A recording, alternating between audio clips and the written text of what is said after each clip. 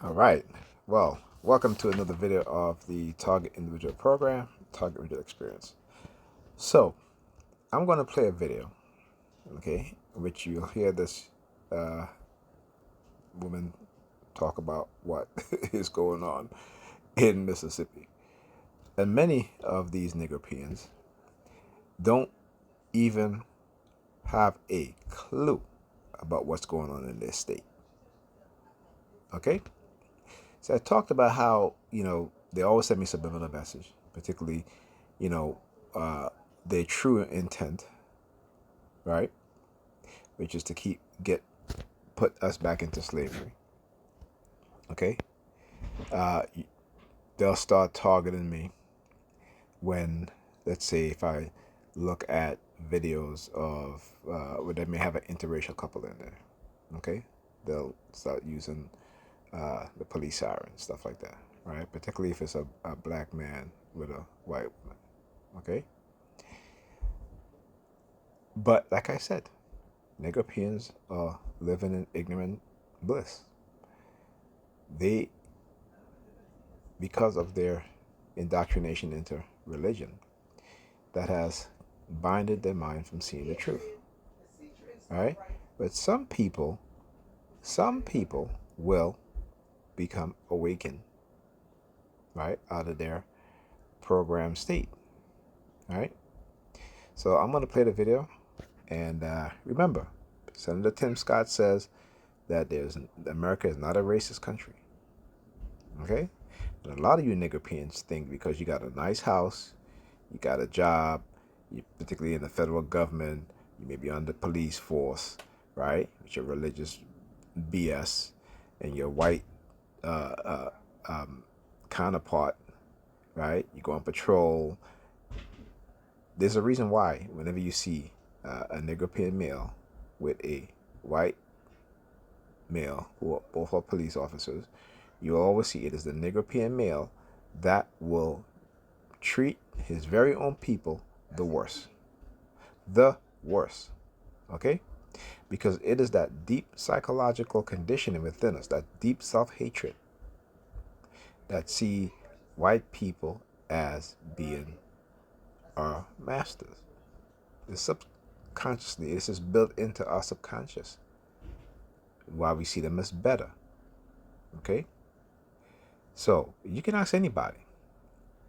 Whenever you see a white police officer and a black police officer, it doesn't say it happens all the time, but the vast majority of the time, the black police officer are the one that end up violating the rights of the people that look like him. He's more aggressive. He uses more foul language because deep in his subconscious, he is programmed to acting out like that. It is for approval. Yes, sir, master. Did I do a good job, master? Yes, sir, master. Did I do a good job? Huh? Whatever you say, master. We's good. We's good. Right? We's good. Yeah, I beat the F out of them N words. Okay? How do you think that white officer looks at that black police officer? How do you that white officer is shaking his head in his mind is like, these people are damn fools.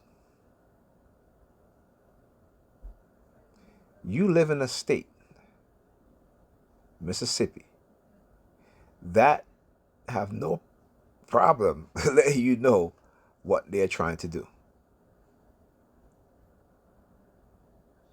Okay? So, why are you so surprised? Why are you, and that's our problem. Our problem is that even though we see the truth, we hear the truth, we know the truth, we ignore it until it starts to affect us personally, right? Then, okay, and sorry, I didn't mean to trigger anybody with my finger, such and such, but this is probably what they're doing. So I have my way of, defending myself psychologically. Okay, so that was a trigger for not just for me, but for these perps too. Okay. Anyhow, let me play some of this video. Fucking scared. um, it has just come to my attention because I didn't know about it just until today. In Mississippi, there was just a law passed like 5 days ago that the Jim Crow laws are being reinstated. Um, that shouldn't be happening at all. And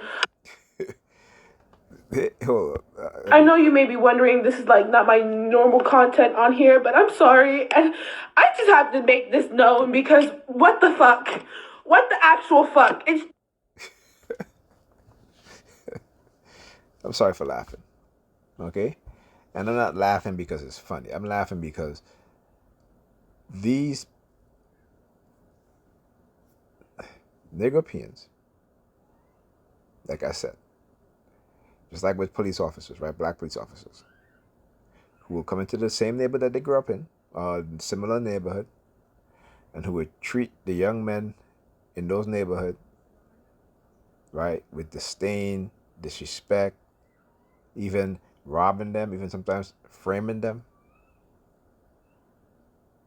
because the system that they work in, right, the more arrests they make is the more promotion that they'll give. So they're willing to throw our children, including us when we were younger, under the bus for their ambition, so that they can have a nice house, so they can drive a nice car, so they can feel powerful, right? So they can run around and do the exact same thing that they would be arresting these young men for. Okay? So, again, how they break out of that condition is when they are directly affected by when they're in civilian clothing and they're behind. Excuse the noise. That's my niece's son. I guess he's acting up. But yeah, but when they um, are stopped by police, white police, right? Their ass get beaten, even shot, right? But they live, okay? Then it breaks the programming. But understand where the programming came from. A big part of that programming comes from the police academy, where they're indoctrinated. And if you read Norm Stamper book Breaking Bad, you'll understand, okay? Because these racist instructors, though they know that they have black men and women, right, in the academy, okay, they speak to them as they're speaking to a white person, right? They're conditioned that way, right? So, as with this young lady, this young woman, I should say, we walk around in ignorant bliss. We are conditioned to ignore the truth around us. We are conditioned to fight against each other. See, there's no unity within our community, right? But you need to understand why is there's no unity. Okay? Because religion is used against us. We use religion against ourselves also. Okay? Then we develop this notion of superiority to one another. Okay? Do you see how that trickle down effect from white supremacy, how it has infected our minds and I should say, uh, uh, Negropean belief systems? Okay? So she's like, oh, it's 2020, whatever. This shouldn't be. We should expect it to happen. And what we should do is to continuously fight and push back so that it doesn't happen. But a lot of Negropeans would rather put us back into slavery if it means that we start to believe in Jesus Christ.